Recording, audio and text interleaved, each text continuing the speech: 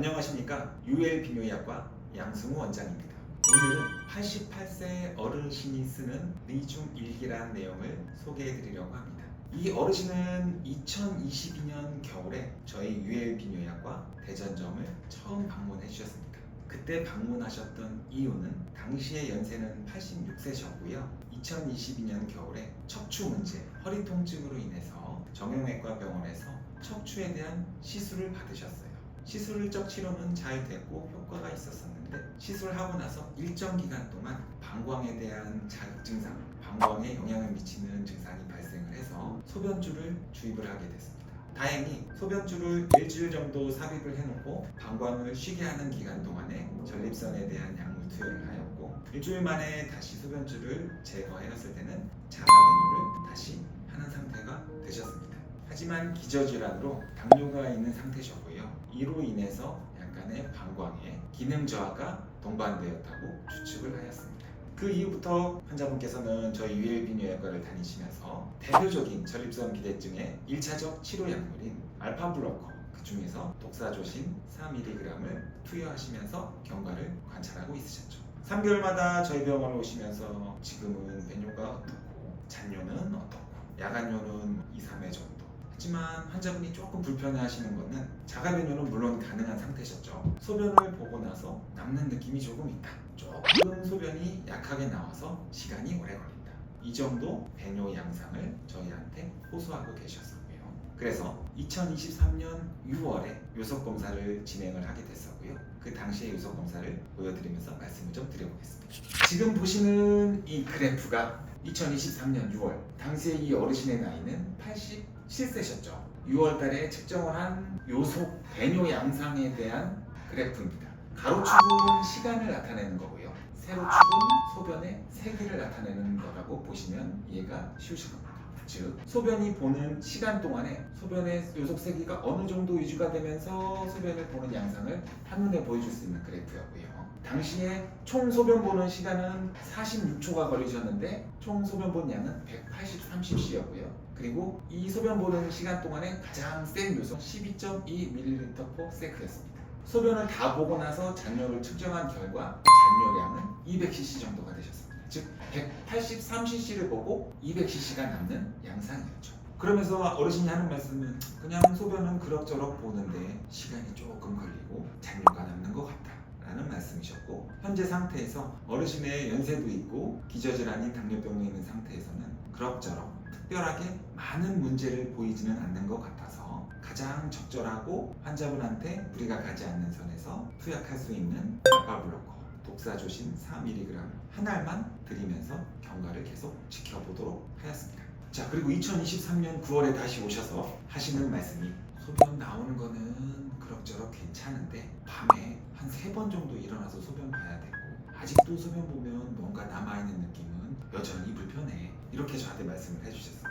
그래서 환자분과 상담을 하였고 아직까지는 약을 투약 용량을 올릴 것 같지는 않다고 말씀을 드리면서 현재 드시고 있는 약물 드시면서 다시 한번 3개월을 지켜보자고 말씀을 드렸죠. 자, 이제 2023년 12월이 됐습니다.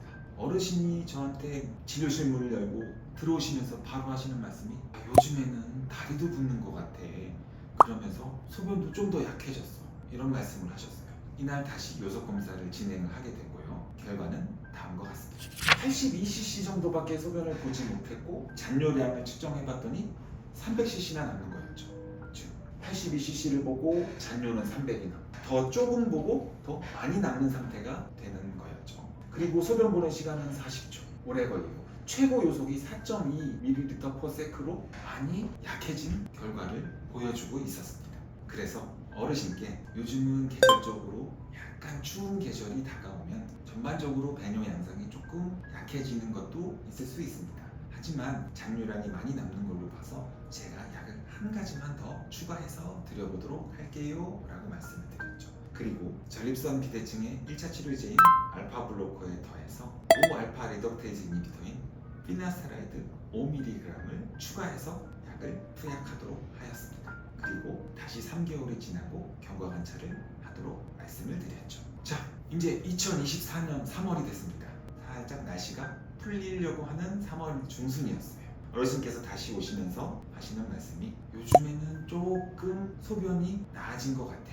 하지만 아직도 잔뇨가 많이 남는 느낌이야. 시간은 비슷비슷하게 걸리는 것 같아. 이렇게 말씀을 해주셨어요. 그리고 이날도 요소 검사를 다시 진행을 했습니다. 자, 2024년 3월에 이 어르신의 요소 그래프입니다. 총 254cc의 소변을 보셨고 잔뇨량은 280cc였습니다. 소변 보는 시간은 55초가 걸리셨고 소변 보는 기간 동안에 가장 센 요속은 12.7ml/s였어요. 하지만 전반적으로 아직도 잔뇨량이 많이 남는 상태였습니다. 여기서 조금 더 나빠지지 않고 약을 잘 드시면 이 정도 배뇨 양상을 유지하면서 지켜볼 수는 있을 것 같습니다. 이렇게 말씀을 드렸더니 어르신께서는 그래도 내가 2년 전에 허리도 아팠었는데 허리 수술도 하고 이제 걸음도 똑바로 잘 걸을 수 있고 나는 아직 건강해. 혹시 조금 더 좋아질 수 있는 방법이 있을까? 이렇게 말씀을 하시는 거예요.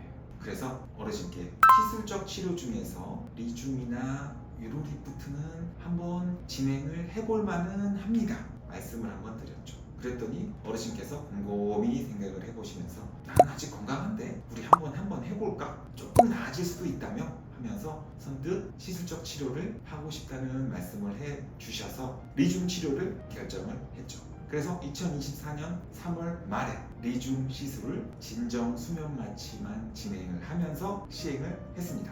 총 시술 시간은 10분 정도밖에 걸리진 않았죠. 그리고 어르신께 소변줄 간단하게 5일 정도 소변줄을 삽입을 하고 제거를 하였습니다. 2024년 4월 말 리줌 시술을 하고 나서 1개월이 지나고 나서 소변 요소 검사를 진행을 하였습니다. 36초의 시간 동안에 206cc를 소변을 보셨고요. 잔뇨량은 150cc 정도였습니다. 최고 요속은 13.6ml/s로 조금 객관적인 자료를 봐서 소변 보는 시간이 약간 줄어들었고 소변을 보고 나서 잔뇨량도 약간 줄면서 최고 요속도 조금 상승한 상태를 보여주고 있었어요. 어르신께서는 아직은 잘 모르겠어. 소변은 그냥 비슷비슷한 것 같아. 이런 말씀을 하셨고 여기서부터는 어르신께 다시 약을 2가지에서 1가지를 줄이고 투약 처방을 하였습니다. 그리고 3개월 후에 다시 한번 뵙기로 했죠. 2024년 6월에 다시 요소 검사를 하였습니다. 총 22.5초밖에 걸리지 않으셨고요. 213cc를 보시는 동안 잔뇨량은 100cc 정도였어요. 그리고 그 시간 동안의 최고 요속은 16.3ml/s로 많이 상승한 결과를 보여주었습니다. 어르신은 이제 좀 소변 보는 게 빨라진 것 같아. 그리고 양도 많아진 것 같고 다 보고 남는 느낌도 이제 조금 좋아진 것처럼 느껴지네. 이러한 말씀을 해주셨어요. 그래서 어르신께 조금씩 좋아지셔서 다행입니다. 어르신 이제 한번 약을 다 끊어보시고 가을에 한번 뵙죠. 이렇게 말씀을 드리고 전립선 비대증 약은 중지를 하고 약 3개월 후 이제 곧 오실 때가 되셨네요. 다시 저희 UL 비뇨의학과에서 추적 관찰하면서 말씀을 나눠보도록 하기로 하였습니다. 다음에 오시면 제가 꼭 자세히 환자분의 상태를 여쭤보고요. 환자분이 써오시는 일기에 좋은 내용이 있으면 소개를 해드리도록 하겠습니다. 오늘도 영상 시청해주셔서 감사합니다.